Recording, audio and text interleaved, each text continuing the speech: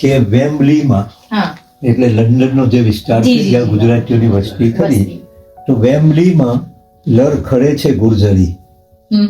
એટલે ગુર્જરીની કેવી હાલત થઈ છે તેની વાત કરી છે કે વેમ્બલીમાં લડખડે છે ગુર્જરી, જીન્સ પહેરીને ફરે છે ગુર્જરી. વેમ્બલીમાં લડખડે છે ગુર્જરી, જીન્સ પહેરીને ફરે છે ગુર્જરી. લેસ્ટરમાં સહેજ ઊંચા સાડથી શોપમાં રકઝક કરે છે ગુર્જરી. એટલે લેસ્ટરમાં જાઓ ને તો આમ તો ઇંગ્લિશ બોલતા હોય બહેનો, તો પછી શોપમાં જાય તો ભાવતાલમાં ગુજરાતીમાં જ મજા આવે. એને જે ભાવતાલ કરવાનો હોય ને આત્મસંતોષ. તો વેમ્બલીમાં સહેજ ઊંચા સાડથી શોપમાં રકઝક કરે છે ગુર્જરી. બ્લેકબર્નમાં ખૂબ હાંફી જાય છે, બર્ફ પર લપસી પડે છે ગુર્જરી. બ્લેકબર્ન ટેકરા ખાડા વાળું છે અને ત્યાં સ્નો હોય ને તો લપસી પડો તમે, સાચવીને જો ચાલે ને તો લપસી પડે.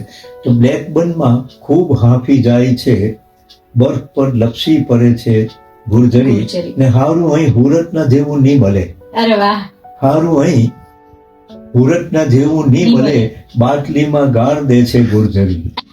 હારું અહીં હુરતના જેવું નહીં મળે, બાટલીમાં ગાળ દે છે ગુર્જરી.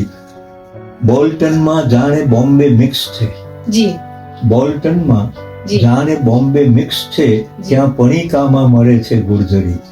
બોલ્ટનમાં જાણે બોમ્બે મિક્સ છે, ત્યાં પણીકામાં મળે છે ગુર્જરી. વાસી કુસી થઈ ગઈ બાળા ખરી, વાસી કુસી થઈ ગઈ બાળા ખરી, ફ્રીજમાં એ સાચવે છે ગુર્જરી. વાસી કુસી થઈ ગઈ બાળા ખરી, ફ્રીજમાં એ સાચવે છે ગુર્જરી. સાંઢાવાળો સાડલો પહેરી ફરે. આ સાંઢાવાળો સાડલો છે ને બેન, એ પેલી ગુજલીશ ઇંગ્લિશનો સાંઢો આવી ગયો વચ્ચે.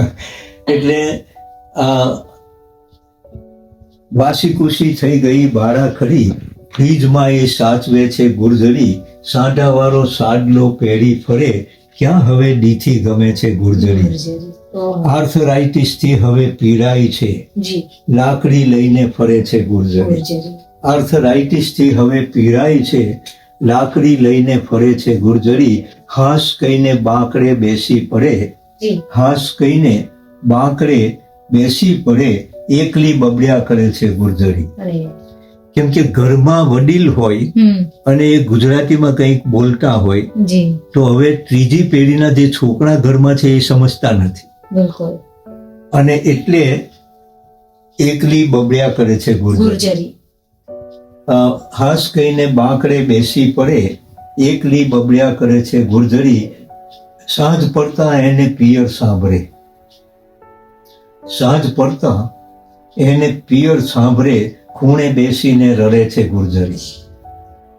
એટલે ગુજરાતી જે અહીંયા નથી અથવા હવે જઈ રહ્યું છે બ્રિટનમાં, અને જવાનું છે, એ તો આપણે વાસ્તવિકતા છે, આપણે સ્વીકારવું પડે કે આપણે ગમે તેટલા જનૂનપૂર્વક એને વળગી રહીએ તો પણ હવે ત્રીજી ચોથી પેઢી જે છે એમનામાં ગુજરાતી બહુ ટકવાનું નથી. તો એને કારણે આ જે પ્રશ્નો ઊભા થયે, તો એ સાંજ પડતા એને પિયર સાંભળે ગુજરાત, અને ખૂણે બેસીને રડે છે ગુર્જરી. ને આંખ મીચી નર્મદાનું નામ લઈ, આંખ મીચી નર્મદાનું નામ લઈ, ટેમ્સમાં ડૂબી મરે છે ગુર્જરી. એટલે આંખ મીચી નર્મદાનું નામ લઈ, ટેમ્સમાં ડૂબી મરે છે ગુર્જરી. અને જીવ પેઠે સાચવે એને અડમ. જીવ પેઠે એટલે હું એકલો નહીં, બધી જ અમારી જે પેઢી છે, અહેમદ ગુલ છે, ઇમ્તિયાઝભાઈ છે, કે ત્યાં લંડનમાં વિપુલ કલ્યાણી છે, કે પંચમભાઈ છે, પંચમ શુક્લ છે, એ બધાની જ વાત છે કે જીવ પેઠે સાચવે એને અડમ, ને અડમને સાચવે છે ગુર્જરી. જીવ પેઠે સાચવે એને અડમ, ને અડમને સાચવે છે ગુર્જરી. એટલે આપણી ભાષા જો સચવાય તો સંસ્કૃતિ સચવાય, અને આપણી આઈડેન્ટિટી સચવાય, આપણી ઓળખ સચવાય, આપણી અસ્મિતા સચવાય. એવી જે એક માન્યતા છે એને એની વાત આ શેરમાં કરી. જીવ પેઠે સાચવે એને અડમ ને અડમને સાચવે છે ગુર્જરી.